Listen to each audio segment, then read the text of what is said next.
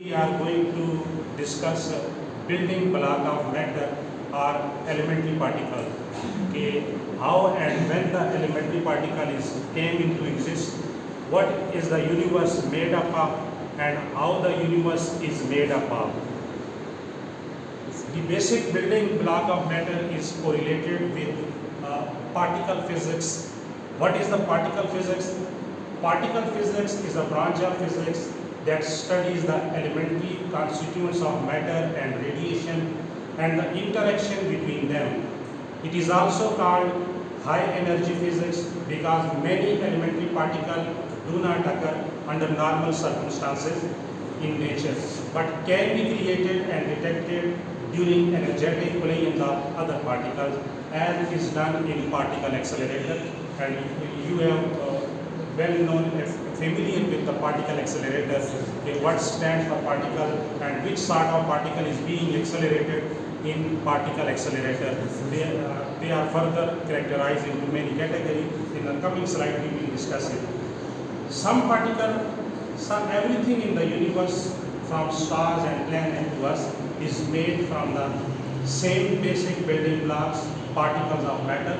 Some particles were last seen only billionth of a second after the Big Bang. Others form most of the matter around us today. Particle physics studies these very small building block particles and works out how they interact to make the universe look and behave the way it does.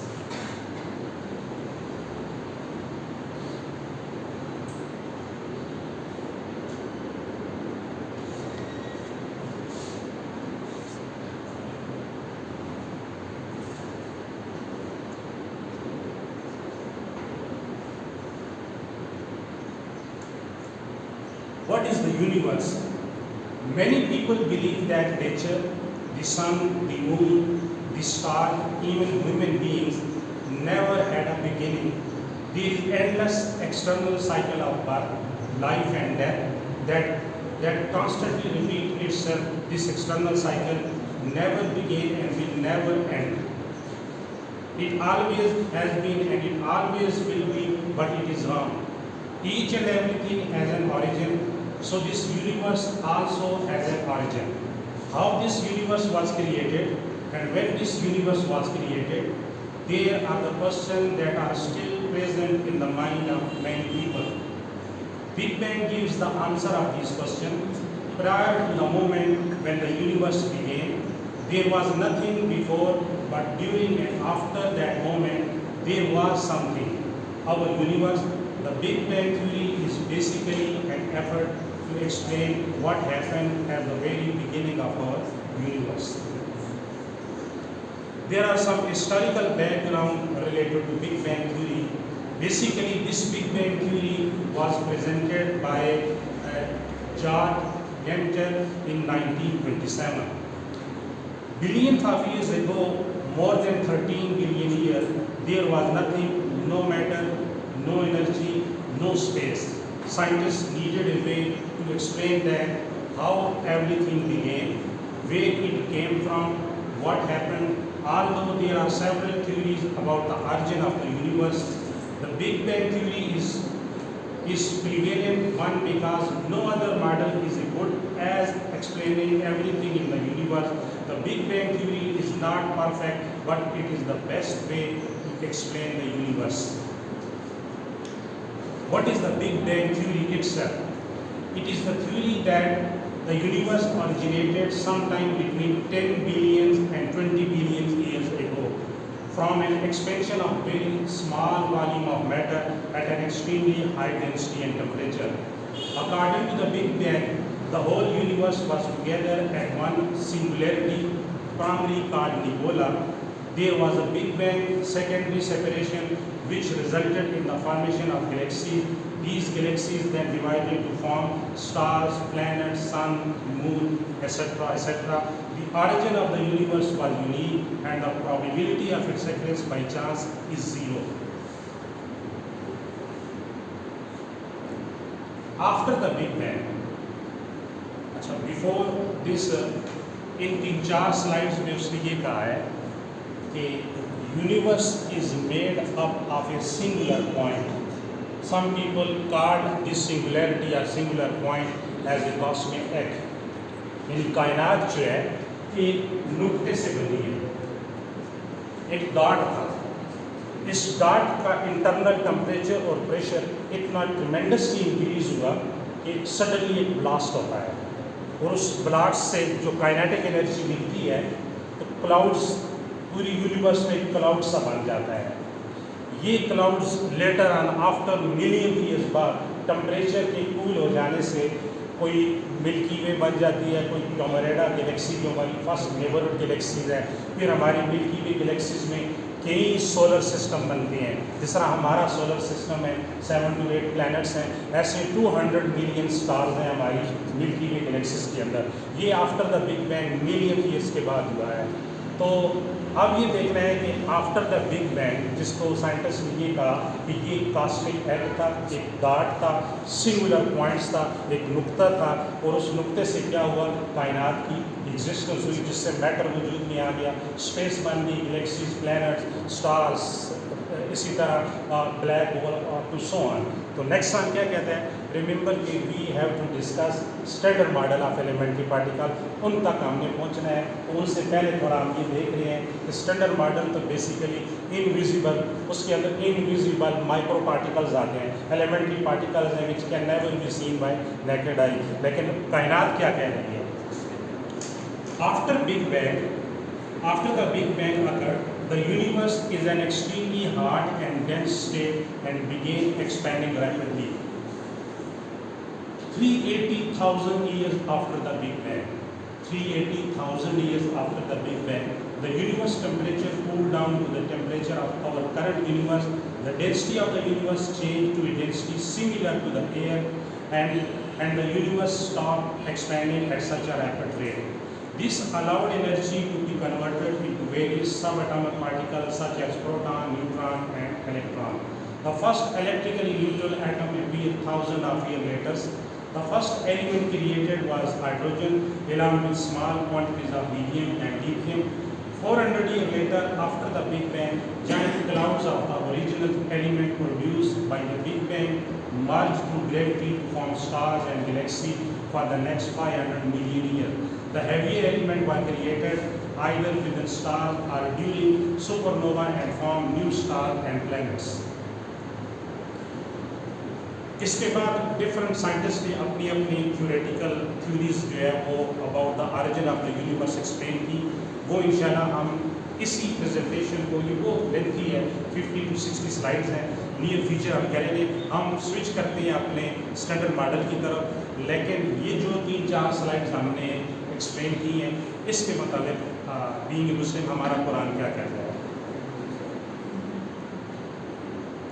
What is the Islamic concept about the origin of the universe?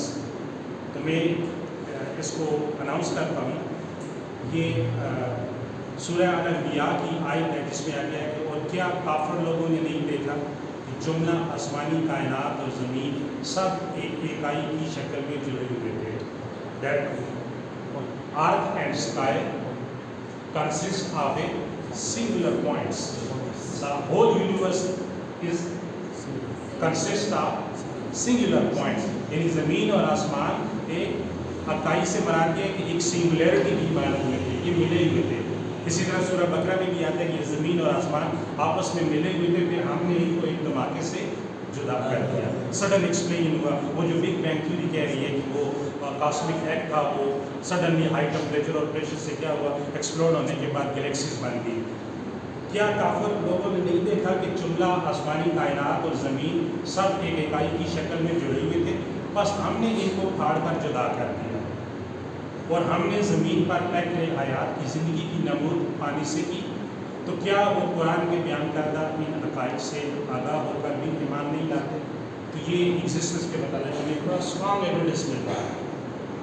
इसी तरह आगे एक सूरह है उसमें भी आता है कि फिर वो समावी कायनात की तरफ मतवज्जो हुआ तो वो सब धुआं था, यानी ये जो कॉस्मिक एग एक्सप्लोड होता है तो मैंने कहा ना डस्ट क्लाउड्स जो है ना, तो वो dust cloud in the form of gaseous state और sometime most of the people call them plasma states. Plasma और गैसेस फॉर्म में ये क्लाउड्स बिखरे हुए थे, धुआं ही धुआं था जो है ना। तो फिर टेम्परेचर कम होने से ये क्लाउड्स जो है, ये पार्टिकल्स क्या हुए, करीब हुए। तो करीब हुए, कंडेंस हुए। कंडेंसेशन की वजह से क्या हो गया, कोई सॉलिडिफाइड हो गया। जिस तरह आप अपनी अर्थ को देख लो, तो उसमें डिफरेंट मिक्सचर्स आ गया, पानी आ गया, सॉलिड आ गया, गैसेस आ गई, मिनरल्स आ गई, मुख्तलिफ किस्म के एलिमेंट्स आ गए। तो इसी तरह अदर प्लैनेट्स को सोचें, मार्स को सोचें, जुपिटर्स को सोचें और अपने सन को सोचें। तो ये एक सोलर सिस्टम है। ऐसे 200 मिलियन स्टार अपनी मिल्की वे में। और फिर मिल्की वे की करीब करीब टॉमेरेडा। तो मैंने 6th सेमेस्टर में तो बहुत दफ़ा बताया है कि अगर आप फॉर एग्ज़ाम्पल अपने इस मुल्क में 252 कंट्रीज़ हैं, अगर इस वर्ल्ड के मैप पे, तो हम पाकिस्तान की बात करते हैं तो हमारी 70 to 80 साल की एज कम है कि हम अपने पूरे डिस्ट्रिक्ट पे घूम सकें। आपका जो डिस्ट्रिक्ट है, ठीक है, डिस्ट्रिक्ट में अपने शहर को बाज़ औक़ात बंदा किसी नई गली में जाता है तो देखता है कि भाई ये तो इससे पहले मैंने नहीं देखी है। तो अगर आप दुनिया तो दूर की बात है, अपनी मिल्की वे जो है, मिल्की वे के किनारे पे खड़े होकर दूसरी गैलेक्सी, फर्स्ट नेबरहुड गैलेक्सी को देखना चाहते हो, तो आप अगर लाइट की स्पीड से जाएं, यानी आप फोटान बन गए। और याद रखें, मून से अर्थ तक फोटान लाइट 3 सेकंड लेती है, और सन से अर्थ तक फोटान लाइट 500 सेकंड लेती है। 500 सेकंड बाद लाइट अर्थ तक आ रही है after radiating from sun surface, और 3 second after radiating from moon surface. 3 lakh kilometre पर सेकंड उसकी स्पीड है। 1 सेकंड में 3 लाख किलोमीटर। तो लेट्स सपोज आप फोटान बन जाते हैं और आप अपनी मिल्की वे से बाहर सफ़र करना चाहती है दूसरी नेबरहुड गैलेक्सी टॉमेरेडा की तरफ, तो 200 मिलियन ईयर्स लगेंगे। You will never reach up to the age of the Milky Way. आप उसके एज तक नहीं पहुँचोगे। Think about the universe. कुरान कहता है कि अरबों कैक्शाएँ हैं, अरबों गैलेक्सीज हैं। ये तो एक गैलेक्सीज की हमने बात की है। फिर उस गैलेक्सीज के अंदर अपना सोलर सिस्टम के गिर प्लैनेट्स, और प्लैनेट्स में अपने अर्थ को देखें, और अर्थ में फिर अपने मुल्क को देखें, और उस मुल्क में फिर आप इंसान को देखें, फिर इंसान के दावे देखें कि वो कहाँ पे है। अर्थ एक सहरा में पड़े हुए एक ज़र्रे की मानद है, एक रेत का जो ज़र्रा है ना, उसकी हैसियत रखती है यूनिवर्स के अंदर। 0.03 सर, 0.03 बिल्कुल। फिर वो समावी कायनात की तरफ पैरेलल यूनिवर्स का जिक्र हो रहा है। फिर वो समावी कायनात की तरफ मुतवज्जह हुआ, तो वो सब धुआं था। सो उसने यानी आसमानी पुरों से और ज़मीन से फरमाया। अब ये अल्लाह ताला आसमान और ज़मीन के बारे में जिक्र कर रहे हैं। आसमानी पुरों और ज़मीन से फरमाया, खा बाम कशिश और रग़बत से या गुरेज़ी और नागवारी से हमारे निज़ाम के ताबे आ जाओ। कि all the planets, all the galaxies या ऑल द यूनिवर्स, जिसके अंदर बहुत सी गैलेक्सीज हैं, कि उनको ताबे कर दिया due to certain attractive forces. जैसा हम लोग कहते हैं ना कि there are 3 forces in the universe, gravitational force, electromagnetic force. तो इस फोर्स का ताल्लुक अल्लाह ताला कुरान पाक में कर रहा है कि कशिश और रग़बत से, कशिश क्या है? अट्रैक्शन। तो ग्रेविटेशनल अट्रैक्शन क्या है? It is the responsible for the motion of all the heavenly bodies, motion of planets around the sun and the motion of sun around the galaxies। Milky Way की गिर्द जो है ना, जो हमारा सन सोलर सिस्टम मूव कर रहा है, और एक गैलेक्सी दूसरी गैलेक्सी की गिर्द, तो ये तमाम के दरमियान क्या है? एक खास अट्रैक्टिव फोर्सेस है। ग्रेविटेशनल फोर्स का इंडिकेशन मिल रहा है यहाँ पे जो है। दोनों ने कहा हम खुशी से हाजिर है। तो इन्होंने इस चीज़ को क्या किया, मतलब फॉलो कर लिया कि ठीक है, ये फोर्स आनी चाहिए। अब ये मिल्की वे ये बात की है, तो हम वापस जाते हैं अपने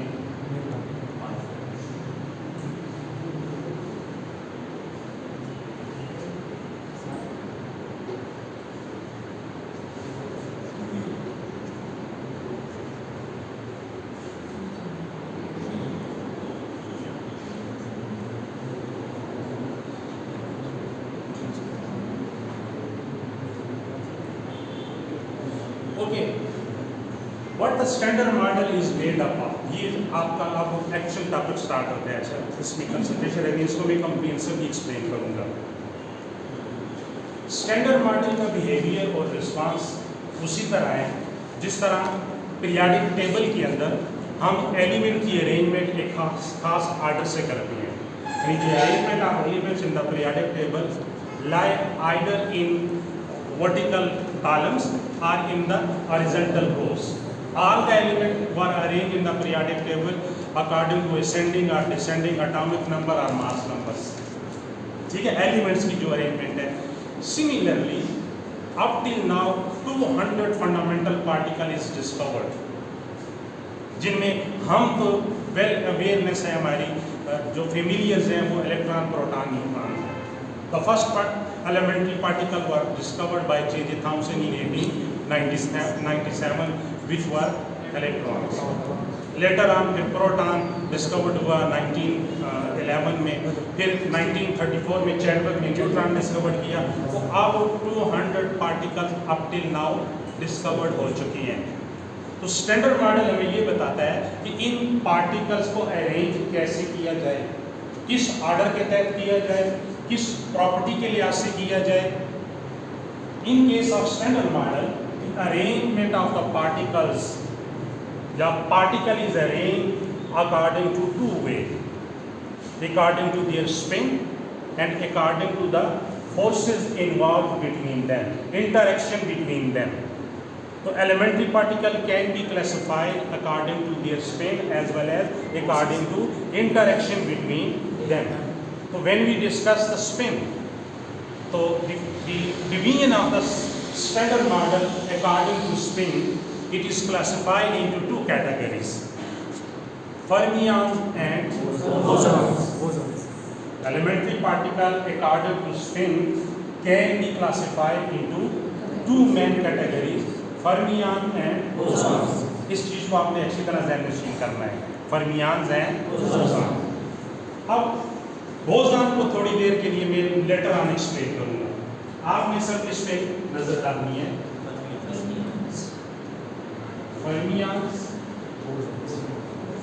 बोसॉन, ये हमारी डिवीजन होगी स्पिन के लिहाज से। स्पिन के लिहाज से। अब आप स्टैंडर्ड मॉडल को देखें,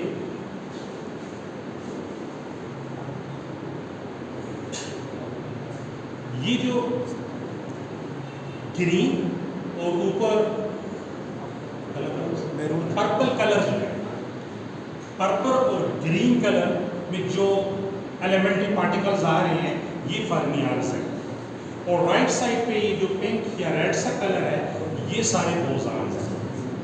बोसॉन में आपको यहाँ से याद करवा के बाहर भेजूंगा, जो है ना, जोली बार के लेके जाओगे, सारा कुछ आपको याद हो जाएगा। और ये बड़ा टीडियस और मुश्किल किस्म का टॉपिक है, पता नहीं चलता फर्मियान, हेड्रॉन क्या है, इलेक्ट्रॉन्स क्या है, बोसॉन कौन कौन सा है, फिर फोटॉन क्या है। थोड़ी सी आपको जो देखें सारा कुछ आपके लिए क्लियर हो जाएगा। ये जो अकॉर्डिंग टू स्पिन डिवीजन है, फर्मियान्स का लफ्ज फर्मी डायरेक्ट स्टैटिस्टिक्स से है। फर्मी एक साइंटिस्ट था, उसने एक स्टैटिस्टिक्स डेवलप की थी, फर्मी डायरेक्ट स्टैटिस्टिक्स। इसी तरह बोसॉन का ताल्लुक बोस-आइंस्टाइन स्टैटिस्टिक्स के साथ है। ये भी एक साइंटिस्ट था, उसने एक स्टैटिस्टिक्स डेवलप की थी। तो ये बेसिकली कहते क्या है, यानी फर्मियान्स होते क्या हैं। ये दो कैटेगरीज आ गई, फर्मियान्स एंड बोसॉन। फर्मियान्स वो पार्टिकल हैं, those particle which possesses spin half integral 1/2 h cut plus half h cut or minus half h cut. They must obey Pauli exclusion principle. मैं साथ एक एग्जांपल दे देता हूँ ताकि आपके जहन में रहे।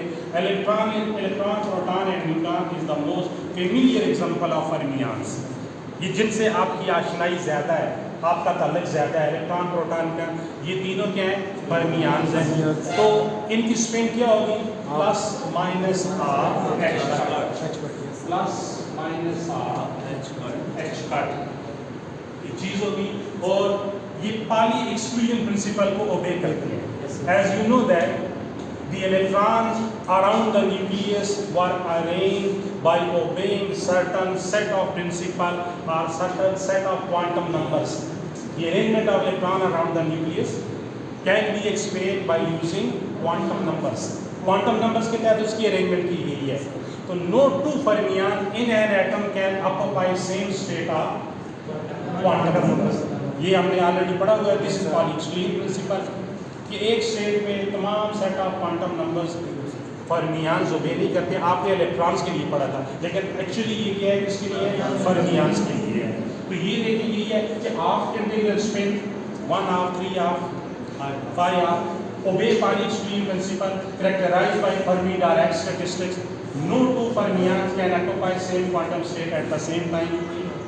Example electron, proton and neutron. बात है में आ गई. इसी तरह बोजान की तरफ आइए. सर मैं अभी अनाउंस कर देता हूँ, लेटर ऑन आखिरी स्लाइड में एक्सप्लेन करेंगे. बोजान है इंटीग्रल स्पिन 1h कट, यानी मैं लिख सकता हूँ NH कट. ये इसकी स्पिन होगी. अब n क्या है? 0 होल नंबर है. 0 1 2 3 up to 0h cut, 1h cut, 2h cut, 3h cut, जितने भी बोजान होंगे. दे डू नॉट ओबे Pauli-Exclusion principle. यानी ये फर्मियान्स का रिवर्स है, कॉन्वर्स है. जो प्रॉपर्टीज फर्मियान ओबे करते हैं वो बोजान ओबे नहीं कर रहा है.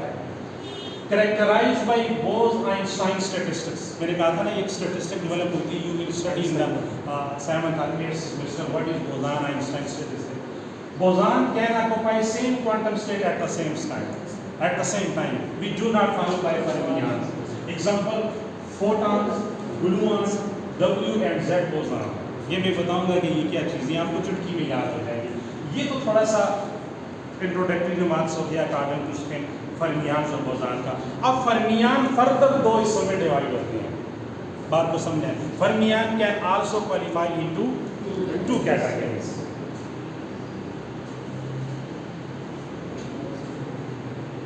Fermions can also characterize or classify into two categories: quarks and leptons. अब quarks क्या चीज़ है? These particles can interact with each other by using electromagnetic forces and strong nuclear force. Quarks जो है, हम थोड़ा सा quarks तक पहुँचने के लिए इस तरफ आ जाए. अभी मैंने स्टार्ट की स्लाइड इसलिए पढ़ी थी कि यूनिवर्स किससे बनी हुई है और यूनिवर्स के अंदर क्या है. तो हम हेवनली बॉडीज में अपना सोलर सिस्टम में अर्थ और सन या अर्थ और मून को लेते हैं. तो न्यूटन लॉ ऑफ ग्रेविटेशन में आपको भी था कि अगर हेवनली बॉडीज में एक M1 लेट्स सपोज अर्थ है और M2 मून है, तो इन दोनों के दरमियान क्या है? ग्रेविटेशनल अट्रैक्शन है. एलिमेंट्री पार्टिकल फिजिक्स या साइंटिस्ट ये कहते हैं, एलिमेंट्री पार्टिकल फिजिक्स के पॉइंट ऑफ व्यू से साइंटिस्ट ये कहते हैं कि force is nothing but it's an exchange of particles. कि जहाँ पर भी दो सब एटॉमिक स्केल पे टू माइक्रोस्कोपिक पार्टिकल और लार्ज स्केल पे, लार्ज एक्सटेंडेड स्केल पे मैक्रोस्कोपिक पार्टिकल जब आपस में इंटरेक्ट करते हैं, some particle must be exchanged between them. इसे कहा जाता है mediating particles. क्या कहा जाता है इसे? mediating particle. पॉइंट को समझ रहे हैं. तो हेवनली बॉडीज के दरमियान जो फोर्स है वो क्या है? ग्रेविटेशनल फोर्स है. अब आप हेवनली बॉडीज से नीचे आ जाएं तो हम कहते हैं कि मॉलिक्यूल्स जो है, ये आपको सॉलिड नजर आ रहा है. ये रूम के अंदर जो कुछ आपको नेकेड आई से सॉलिड नजर आ रहा है, which hold these solid together in the stable states. तो इस solid, इस मैटर के अंदर क्या है? मॉलिक्यूल्स हैं. मॉलिक्यूल्स के अंदर क्या है? एटम्स हैं. तो atom versus atoms, molecule versus molecules, जिन फोर्सेस ने एटम्स को और मॉलिक्यूल्स को बाइंड टुगेदर रखा हुआ है, the forces which is responsible for the binding of molecules or atoms together is called electromagnetic forces. Is it clear? अब हम मॉलिक्यूल्स भी आ गए. मॉलिक्यूल्स ने ही मैटर बनाया था ना. हेवनली बॉडीज मॉलिक्यूल्स से ही बनी है. अगर एटम पे बात करते हैं, सबसे fundamental particle of matter atom पे बात करते हैं, तो एटम, ये मैंने एटम से इलेक्ट्रोमैग्नेटिक फोर्स Fe लिखा है. न्यूक्लियस और बाहर क्या है? इलेक्ट्रॉन. तो इलेक्ट्रॉन को, the motion of electron around the nucleus is responsible because of coulombic electrostatic force of attraction. तो कोलम्बिक फोर्स क्या है? Electrostatic force. Electric force magnetic force में कन्वर्ट होती है और मैग्नेटिक फोर्स इलेक्ट्रिक फोर्स में कन्वर्ट होती है। तो it would mean that motion of electron around the nucleus is also responsible with the help of electromagnetic force. ये भी इलेक्ट्रोमैग्नेटिक फोर्स होगी, यानी एटम की यूनिटी आपको नजर आ रही है बिकॉज ऑफ इलेक्ट्रोमैग्नेटिक फोर्स। अब एटम के अंदर घुसे तो एटम के अंदर मेजर पोर्शन क्या है? न्यूक्लियस है। और न्यूक्लियस में क्या है? न्यूक्लियॉन्स है, प्रोटॉन और neutron, which hold the nucleons together inside the nucleus in a stable state. Basically, this is residual strong nuclear force. Any only of strong nuclear force. तो न्यूक्लियस के अंदर जो प्रोटॉन न्यूट्रॉन्स हैं, इनको किस force ने रखा हुआ है? Strong nuclear force, residual strong nuclear force. अब प्रोटॉन और न्यूट्रॉन किससे बने? क्वार्क से बने हैं, which hold the quarks together inside the proton and neutron in a stable state. Color force. This is actually strong nuclear force. ये strong nuclear force है जो quarks को आपस में क्या रखी हुई है? बाइंड टूगेदर रखी हुई है। इसको कलर फोर्स भी कहते हैं, स्ट्रॉन्ग न्यूक्लियर फोर्स भी कहते हैं। और जो न्यूक्लियंस को आपस में रखी हुई है, this is residual strong nuclear force. ये उसी का एक इंटीग्रल पार्ट है। बात देखिए, हम यूनिवर्स से कहाँ पे आप पहुँचे? मैक्रोस्कोपिक स्केल से आप माइक्रोस्कोपिक स्केल पे आप पहुँचे। वो स्केल जिसको नेकेड आई से आप देख सकते हैं, और वो स्केल जिसके लिए आपको एक वो स्पेशल डिटेक्टर्स चाहिए, क्योंकि क्वार्क्स इवन एटम्स हमारी नेकेड आई नहीं देख सकती। प्रोटॉन न्यूट्रॉन तो उससे छोटा है, और प्रोटॉन न्यूट्रॉन के अंदर क्वार्क्स। तो मैं बात हमने यहाँ से स्टार्ट की थी कि fermion consist of two types, quarks and leptons. अब मैं स्टैंडर्ड मॉडल पे जाता हूँ।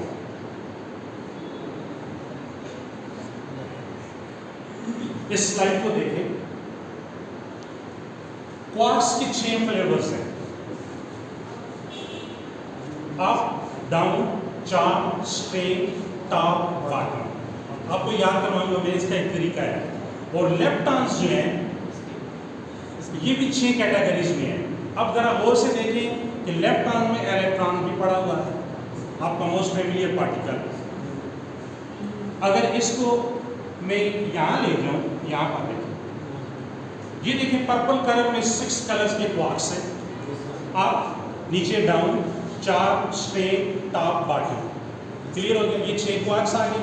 अब नीचे जो लेप्टॉन्स हैं ये भी 6 हैं।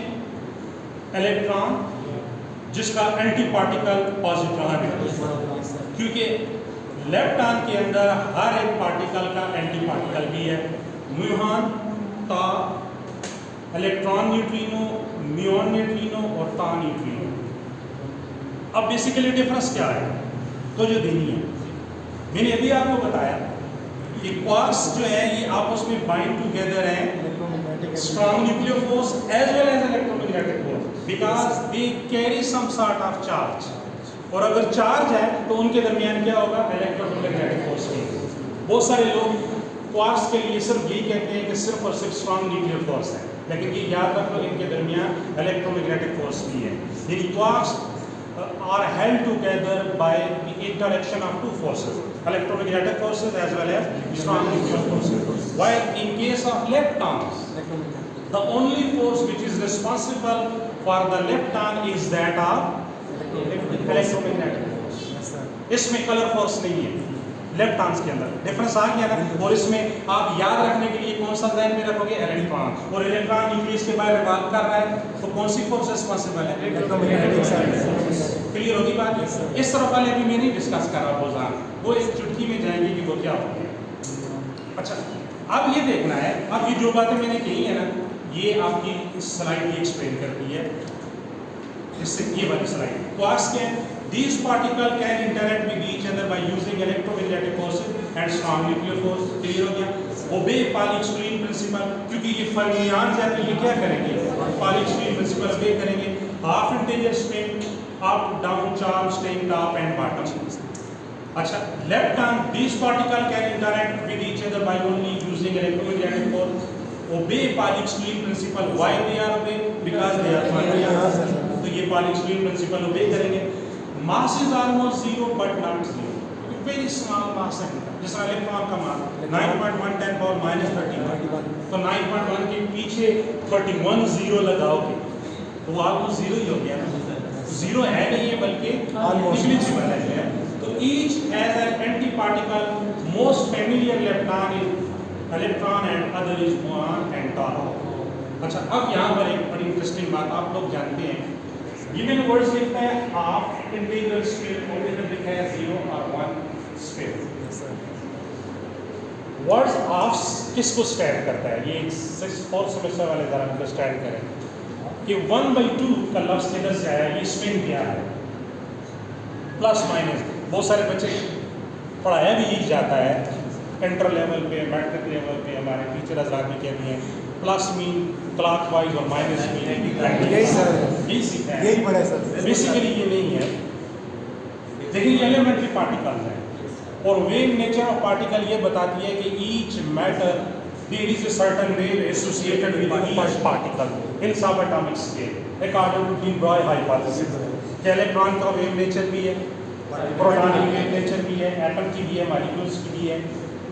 जे थॉमसन ने जब 1897 में इलेक्ट्रॉन डिस्कवर किया, he were awarded Nobel prize when he treated electron as a particle, but after 35 years later on in 1933 his son G.P. Thomson awarded the same Nobel Prize when he declared electron as a wave। बाप Nobel prize win कर रहा है electron को particle कहते हैं और बेटा 35 साल बाद उसी पार्टिकल को कह रहा है कि तो हमारा लेटेस्ट जो कॉन्सेप्ट है कि जिस तरह रेडिएशन डुअल नेचर रखती है, पार्टिकल की डुअल प्रॉपर्टीज रखती है, particle as well as wave. Clear होगी, हर पार्टिकल के साथ एक वेव एसोसिएटेड है और उस वेव का एक वेव फंक्शन होता है जो पार्टिकल के मुताबिक सारी इंफॉर्मेशन प्रोवाइड करता है, उसकी पोजीशन क्या है, लोकेशन क्या है, न्यूक्लियस के बारे तो जो देनी है। ये मेरा हाथ है, ठीक है, मैं इसको टर्न करता हूँ 90 डिग्री, 180 टर्न करता हूँ तो इस हाथ की बैक सिमेट्री आपको नजर आती है, यही है ना। या मेरा चेहरा आप देख रहे हैं, तो जब मैं हाफ रोटेशन लेता हूँ 180 डिग्री तो पीठ नजर आ रही है ना, और दोबारा अगर चेहरा देखना है तो मुझे क्या करना पड़ेगा, 360 1 रोटेशन लेनी पड़ेगी, 1 राउंड ट्रिप। तो फर्मियंस वो पार्टिकल्स हैं कि जिनका वेव फंक्शन जब हाफ रोटेशन लेता है आफ्टर 180 डिग्री वो अपनी सिमेट्री रिपीट कर लेते हैं, ठीक, अपनी रिजम्बलेंस क्या करते हैं, रिपीट कर लेते हैं।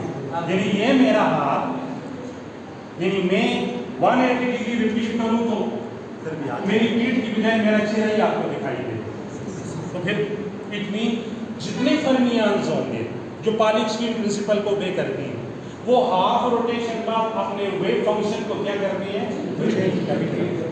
जबकि बोसॉन जो होंगे वो 1 इंटीग्रल स्पिन, 1 कंप्लीट रोटेशन, जैसे मैंने 160 रोटेशन मैं एक चक्कर बाद भी आपको दिखाई दूंगा, 2 बार भी, 3 बार भी, 4 बार भी अपनी सिमेट्री रिपीट करूंगा ना, ये सारे बोसॉन।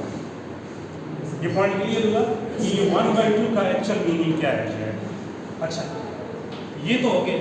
अब क्वार्क्स के अंदर what is the composite particle made up from quarks, यानी हमने कहा ना 6 किस्म के क्वार्क्स हैं।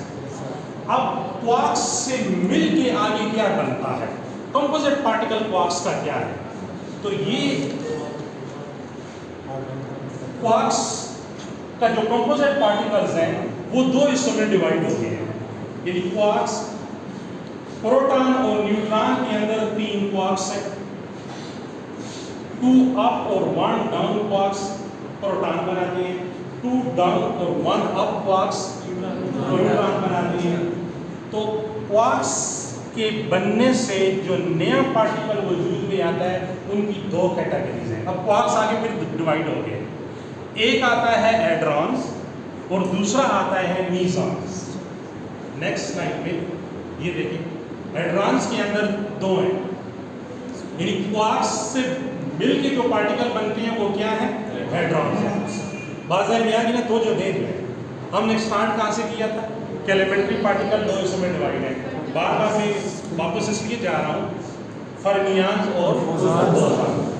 फर्मियान की दो क्लासिफिकेशन होगी, क्वार्क्स एंड लेप्टॉन। क्वार्क्स 6 हैं, ठीक है। लेप्टॉन मैंने आपको बता दिया, थोड़ी देर लेप्टॉन को जहन से निकाल दें। अब क्वार्क्स से मिल के बनने वाले पार्टिकल दो किस्म के हैं ना। क्वार्क्स से मिल के जो पार्टिकल बनते हैं उन्हें क्या कहा जाता है? हेड्रॉन। हेड्रॉन क्या किया? अब हेड्रॉन दो हिस्सों में डिवाइड होते हैं, बेरियंस एंड मीसॉन्स। बेरियंस आपके प्रोटॉन और न्यूट्रॉन्स हैं, यानी बेरियन के अंदर 3 क्वार्क्स होंगे और मीज़ान के अंदर 2 क्वार्क्स होंगे। बात समझ में आ रही है ना? मीज़ान में जो 2 क्वार्क्स होंगे उनमें एक क्वार्क्स होगा और एक उसका एंटी क्वार्क्स होगा, यानी for the formation of meson, meson consist of 2 quarks, 1 quarks है और दूसरा उसका एंटी क्वार्क्स है। और जो बेरियंस हैं इसके अंदर 3 क्वार्क्स हैं। अब कौन कौन से 3 क्वार्क्स हैं? बेरियन में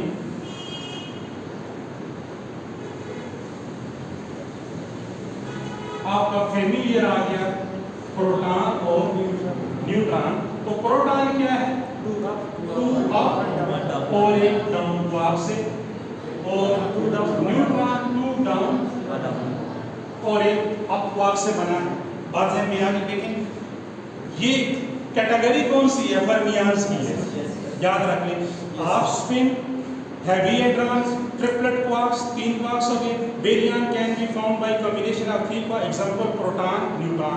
आप ये आपको मैंने बता दिया। अब ये बताऊंगा कि इनकी चार्जेस क्या हैं। अब मीज़ान जो है ये मैंने अभी कहा कि इसमें 2 क्वार्क्स होते हैं, स्पिन 0, 1, 2, क्योंकि वो बोसॉन की फैमिली से है। Intermediate mass quarks and anti quark meson can be formed by combination of 2 quark. इसकी एग्जांपल में कयान, पायान और ईटा शामिल है। अब जो ये चक्कर है प्रोटॉन और न्यूट्रॉन का, जिसमें कलर फोर्सेस भी आती हैं, जरा ये देखते हैं कि क्वार्क्स के ऊपर चार्ज क्या है। इलेक्ट्रॉन प्रोटॉन का चार्ज तो आप लोग जानते हैं कि एलिमेंट्री चार्ज, इलेक्ट्रॉन के ऊपर single quantum of charge 1e, और प्रोटॉन के ऊपर भी वही चार्ज है, सिर्फ कन्वेंशनल नेचर डिफरेंट है। ये जो 6 किस्म के क्वार्क्स थे, 2 किस्म के चार्जेस देखे गए हैं, एक वर्ड्स +2/3 और एक -1/3। अब प्लस किसके साथ है, माइनस किसके साथ है, ये आप लोग पेपर में भी भूल जाते हो, कोई पूछे तब भी भूल जाते हो। मैं आपको इसको याद रखने का एक तरीका बताता हूँ। फर्स्ट कॉलम में चार्ज है और नेक्स्ट स्पिन है। तो देखिए अप +2/3, डाउन -1/3, डाउन फॉल हो रहा है, ठीक है, ये बताता हूं मैं। Strain -1/3, charge +2/3, bottom -1/3, top +2/3। अब इसको जरा आप स्टैंडर्ड मॉडल पे जाएंगे, यहां पर करीब होता है ऐसा।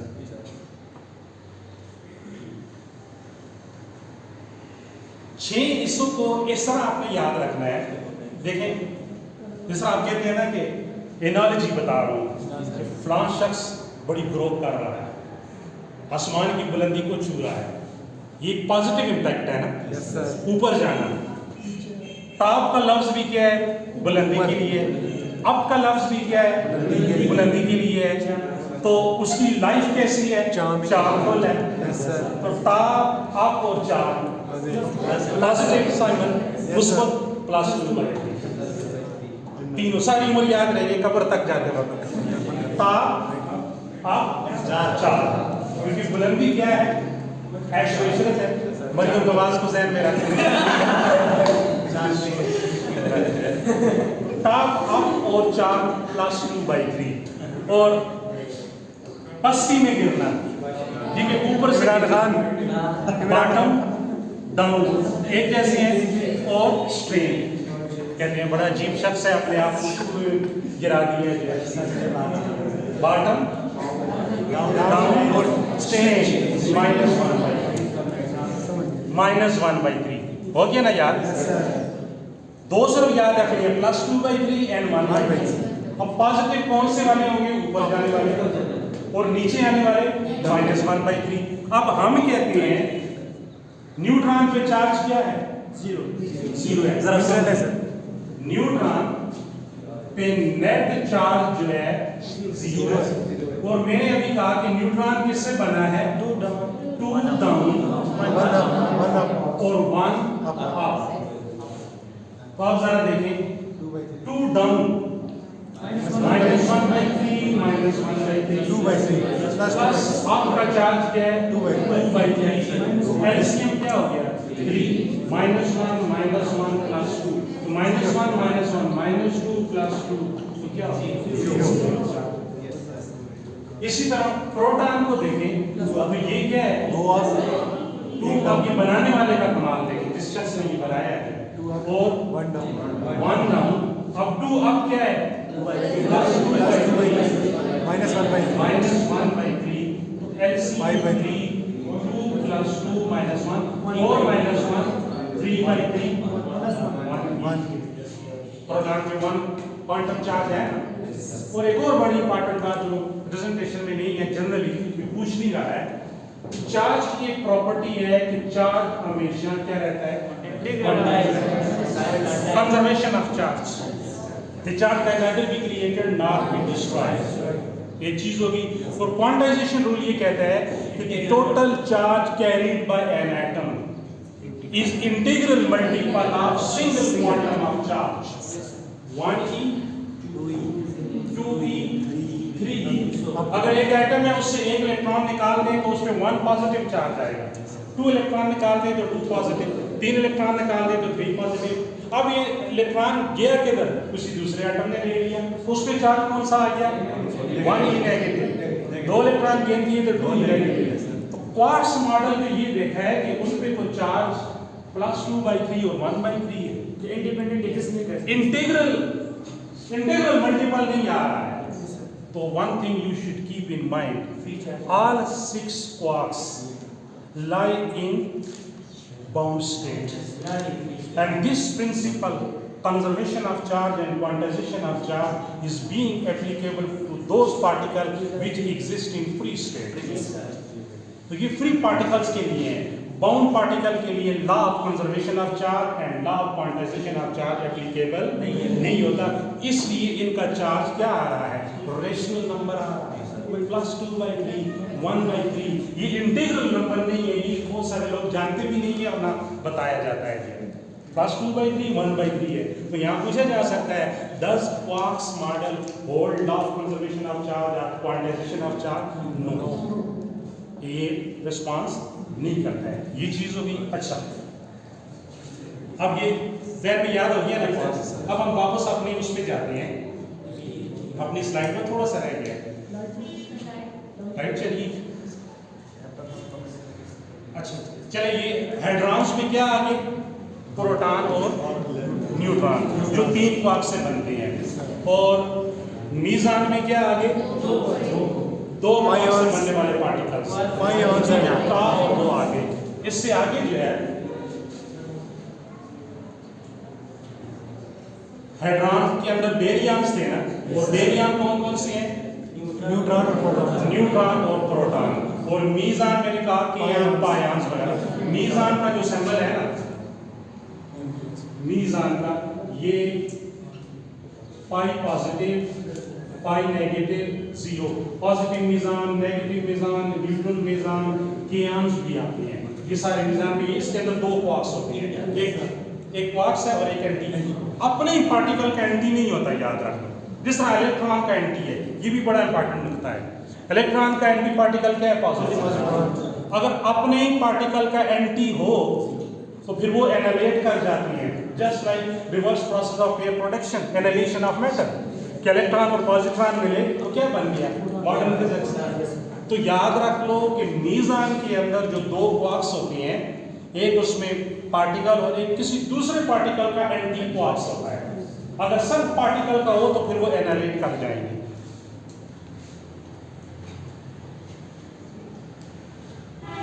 अब हम आते हैं कि स्टैंडर्ड मॉडल में जो बोसॉन्स थे वो जो देना है, वापस थोड़ी देर अपने सॉफ्टवेयर को लेके जाएं कि एलिमेंट्री स्टैंडर्ड मॉडल में elementary particle is characterised into two category, fermions है, boson.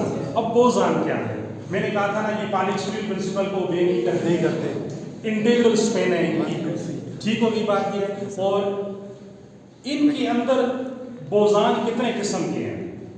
Classification of elementary particle on the basis of interaction. Boson में हम classification of particle according to spin नहीं लेंगे बल्कि अकॉर्डिंग टू इंटरेक्शन। और मैंने कहा कि force is nothing but it just an mediating particles. बात है यहाँ की बोसॉन 4 किस्म के हैं। हमारे पास यूनिवर्स में बेसिक 3 फोर्सेस हैं, लेकिन हम ग्रैंड यूनिफिकेशन थ्योरी से पहले, बिफोर डॉक्टर अब्दुल सलाम जो यूनिफिकेशन थ्योरी थी 1979 में, 4 किस्म की फोर्सेस थी। Gravitational force, a force which is responsible for the motion of heavenly bodies, the motion of planet around the sun, the motion of moon around the earth, the motion of all the free fall bodies, their curvature, projectile motions in the earth gravitational field.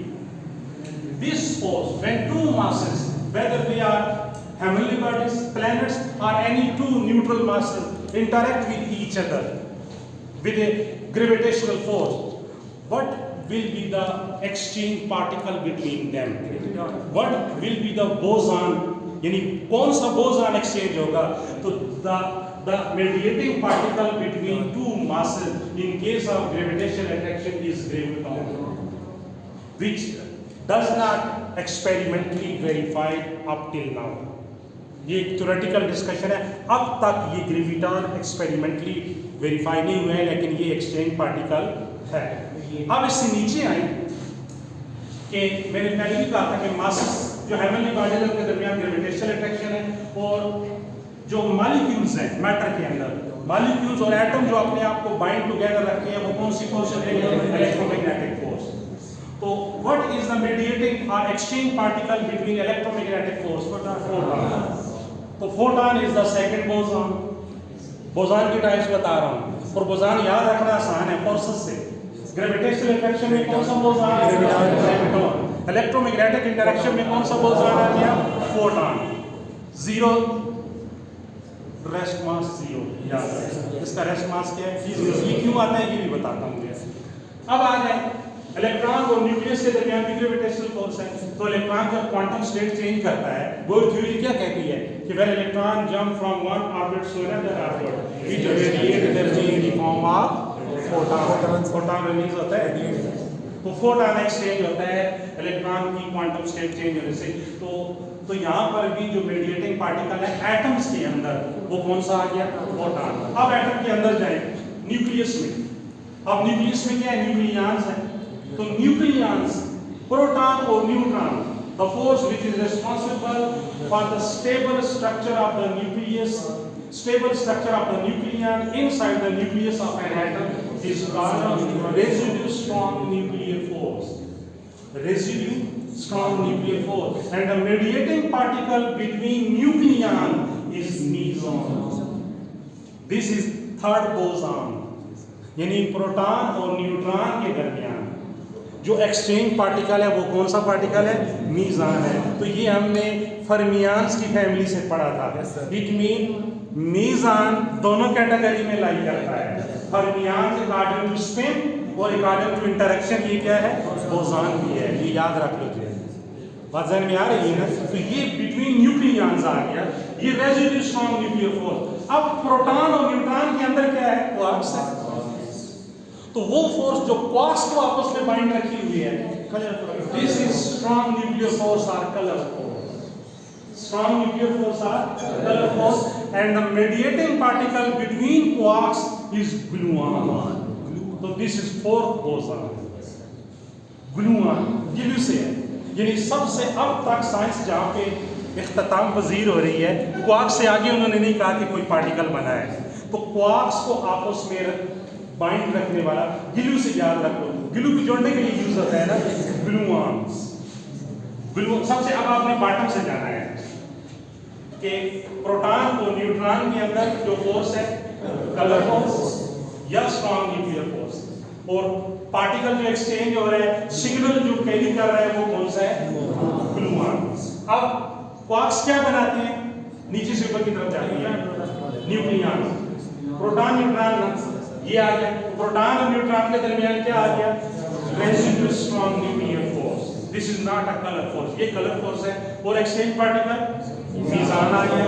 और proton neutron nucleus में है, तो nucleus के बाद electron है, तो electron और nucleus के दरमियान electromagnetic force, mediated particle photon, और फिर एटम्स में भी फोटॉन, और फिर गैलेक्सीज में क्या आ गया? इलेक्ट्रॉन आ गया। तो बोज़ॉन 4 हिस्सों में डिवाइड हो गए ना। तो यही वो साइड पे था, मैंने कहा था ना कि they do not obey Pauli's principle. इनका क्या है?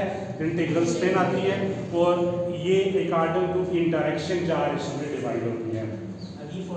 अब एक बड़ी जाते जाते इंपॉर्टेंट बात, जितने भी पार्टिकल्स हैं इनकी मासेस कहां से आए? इनका मास बेसिकली इनकी एनर्जी होती है, याद रखो।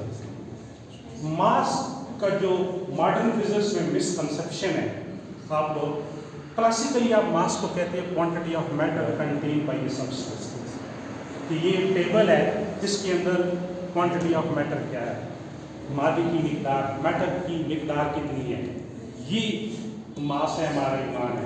ऑब्जर्वेबल चीज़ें, मैक्रोस्कोपिक व्यू जो है ना, लार्ज स्केल ऑब्जेक्ट का।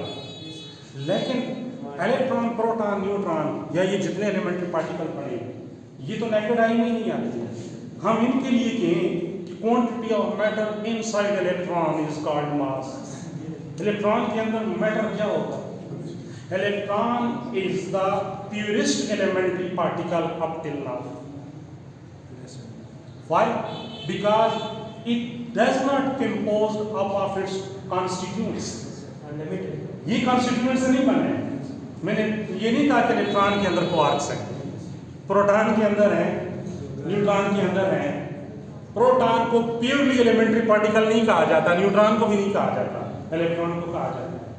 क्योंकि अब तक की साइंस में इलेक्ट्रॉन का कॉन्स्टिट्यूएंट्स डिस्कवर्ड नहीं किया, ये प्योरेस्ट एलिमेंट्री पार्टिकल्स हैं। तो अगर मैं कहूँ कि quantity of matter inside an electron is called mass, तो the condensed form of energy is called mass. ये मॉडर्न फिजिक्स में मास की डेफिनेशन है। तो where this mass is given by all these elementary particle, ये जो 200 particle है, इनको ये मास मिला कहाँ से? 1960 में। बात समझ नहीं है? अच्छा, ये अभी जाके सबसे लेटेस्ट पार्टिकल जो डिस्कवर्ड हुआ है उसके बारे में बताने जा रहा हूँ। और नोबेल प्राइज विन किया 2014 में, 2014 में। 1960 में, 1960 में एक साइंटिस्ट था पीटर हिग्स, उसने एक थ्योरी डेवलप की जिससे एक पार्टिकल लेटर ऑन थ्योरेटिकली उसने बताया गॉड पार्टिकल या हिग्स बोसॉन। नाम सुना होगा, इस पे मैंने पूरा आर्टिकल लिखा है कॉलेज मैगजीन में लास्ट ईयर। आप लोग मैगजीन कॉलेज की पढ़ते नहीं हो, उसके अंदर डिफरेंट कैटेगरी है, पोएट्री होती है, ठीक है, इसी तरह इंग्लिश स्पीचेस होती हैं, कुछ साइंटिफिक भी होता है पोर्शन। तो उस साइंटिफिक पोर्शन में जाए हिग्स बोसॉन पे पूरा एक पार्ट लिखा हुआ है। 1960 में ये पीटर हिग्स थ्योरेटिकली अपनी बुक में लिखता है कि कायनात में हर जगह एक फील्ड है जिसका नाम है हिग्स फील्ड। जिस तरह आप लोग कहता है कि किसी प्ले ग्राउंड में, मैदान में या रोड पे खड़े हैं और आप चलना स्टार्ट करते हैं तो आपको बहुत कम रेजिस्टेंस फील होती है, एयर मौजूद है, लेकिन आप भागना स्टार्ट करें, जितनी स्पीड बढ़ाएंगे तो एयर अपोजिशन ज़्यादा फील होती है with increase of speed. Normal walk, फिर रनिंग, फिर मोटरसाइकिल पे बैठ जाए, स्पीड बढ़ गई तो एयर अपोजिशन क्या होगी? ज़्यादा फील होगी। और अगर आप तालाब में चलना स्टार्ट कर दें, सर से पांव तक आप पानी के अंदर हैं और आप चल रहे हैं, तो अब now you will feel greater opposition. जब ग्रेटर अपोजिशन आएगी तो आपकी स्पीड क्या होगी? कम होगी, बिकॉज आप इंटरैक्ट कर रहे हो particles, molecules of the water के साथ, है ना ये। तो पीटर हिग्स ये कहता है कि पूरी कायनात में एक फील्ड है, हिग्स फील्ड। जब कोई पार्टिकल इस हिग्स फील्ड में आता है तो उस फील्ड के साथ इंटरैक्ट करता है।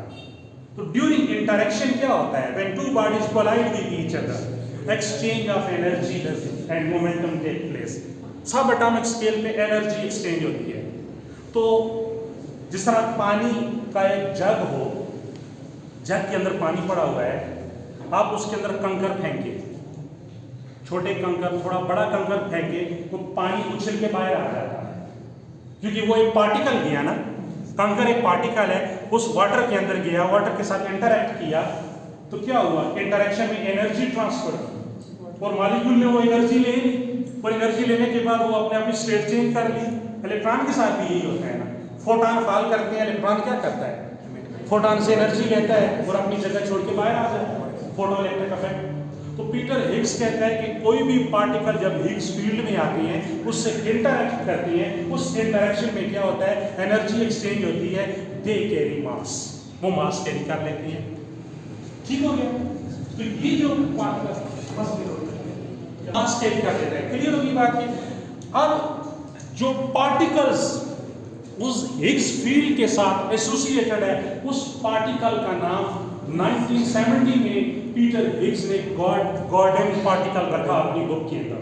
लेटर ऑन जो मजहब के साथ रिलेटेड लोग थे, खासतौर पे मुस्लिम कम्युनिटी के लोग, वो उस पर बड़ा ऑब्जेक्शन भी करते रहे कि इसको गॉर्डन से बाद उसने गॉड पार्टिकल का नाम दे दिया कि इसको गॉड पार्टिकल नहीं कहना चाहिए, क्योंकि ये तमाम पार्टिकल को क्या प्रोवाइड कर रहा है, मास और एनर्जी प्रोवाइड कर रहा है। लार्ज हैड्रॉन कोलाइडर साइंस की तारीख का सबसे कॉस्टली एक्सपेरिमेंट, $14 अरब जिस पे इस पार्टिकल को एक्सपेरिमेंटली डिस्कवर करने में साथ हुए। ये गॉड पार्टिकल है, बोसॉन जो हिग्स बोसॉन जो है, थ्योरेटिकल आइडिया 1960 का था। 2014 में लार्ज हैड्रॉन कोलाइडर में एक न्यूक्लियर एक्सेलरेटर है साइक्लोट्रॉन, जिसमें प्रोटॉनों को आपस में स्मैश करवाया गया, कोलाइड करवाया गया। ये नॉर्वे और फ्रांस के बॉर्डर के नीचे, पता नहीं कितने किलोमीटर नीचे एक टनल है, बिल्कुल साइक्लोट्रॉन जैसा, आप लोगों ने पढ़ा है। तो पार्टिकल को आपस में क्या किया गया, कोलाइड करवाया गया, क्योंकि कोलिजन से पता चलता है जब दो प्रोटॉन्स आपस में कोलाइड करते हैं, पता चलता है कि प्रोटॉन के अंदर की दुनिया क्या है, क्वार्क्स वजूद में आया। तो लार्ज हैड्रॉन कोलाइडर में 2014 के अंदर 3 साइंटिस्ट, एक स्वीडन का था, दूसरा अमेरिकन था, कैनेडियन का था मेरे ख्याल से, इन्होंने पीटर हिग्स का वो थ्योरेटिकल आइडिया जो 54 ईयर्स पहले दिया गया था, ये जो गॉर्डन पार्टिकल या गॉड पार्टिकल के नाम से हिग्स बोसॉन का पार्टिकल था, इसको उस लार्ज हैड्रॉन कोलाइडर एक्सपेरिमेंट में एक्सपेरिमेंटली डिस्कवर किया कि ये जो हिग्स बोसॉन है, ये तमाम पार्टिकल्स को क्या करता है, मास प्रोवाइड करता है, और यूनिवर्स में हर जगह पर हिग्स फील्ड मौजूद है, एनर्जी मौजूद है। वो पार्टिकल जो हिग्स फील्ड से इंटरैक्ट नहीं करते हैं, उनका मास 0 होगा। तो फोटॉन और ग्लूऑन, ये दो हमारे ऐसे पार्टिकल हैं जो हिग्स फील्ड से इंटरैक्ट नहीं करती हैं। जब इंटरेक्शन नहीं होगी, ट्रांसफर ऑफ एनर्जी और मोमेंटम नहीं होगा, तो उनका मास क्या होगा, 0 होगा। तो बाकी तमाम पार्टिकल हिग्स फील्ड के साथ क्या करते हैं, इंटरैक्ट करते हैं, और उस इंटरेक्शन से क्या होता है, they carry certain kind of mass. अब जाते जाते जरा ध्यान में रखें, फर्मियान और बोसॉन तो याद हो गए। बोसॉन कितने हैं, 4 हैं। ग्रेविटॉन थ्योरेटिकली एक्सपेरिमेंटली नहीं है। दूसरा क्या हो गया, फोटॉन। तीसरा क्या हो गया, मीज़ॉन, ठीक है। चौथा ग्लूऑन, और एक और भी है।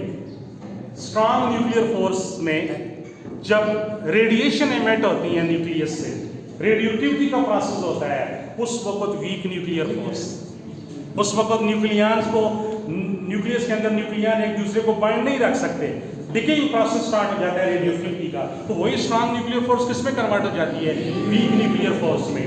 तो उस वक्त जो एक्सचेंज पार्टिकल होता है, W बोसॉन और Z बोसॉन, ये होता है। तो ये 5वां आ गया, ये बोसॉन 5 हो गए, वो बीच में मैं भूल गया था। अब फर्मियान्स 2 हिस्सों में डिवाइड हो गए, लेप्टॉन और क्वार्क्स।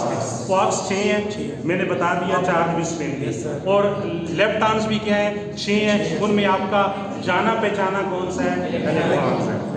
ठीक हो गया। अब क्वार्क्स से जो कंपोजिट पार्टिकल्स बनते हैं, उन्हें क्या कहा जाता है, एटॉम। रात को सोते वक्त दोहराना है, वो मरियम नवाज और यूसुफ पटवारी ये वो बातें करने की बजाय जो है ना, आप किस चीज़ पे आज नज़र डाल रहे हैं आपको फ़ौरन याद हो जाएगा। अब कंपोजिट पार्टिकल क्वार्क्स से क्या होती हैं? हेड्रॉन दो किस्म के हैं, बेरियन है, मीज़ान। बेरियंस क्या है? प्रोटॉन और न्यूट्रॉन है, और मीज़ान पायन, केयन, तार है। बस ये तो एलिमेंट है, याद रखिए।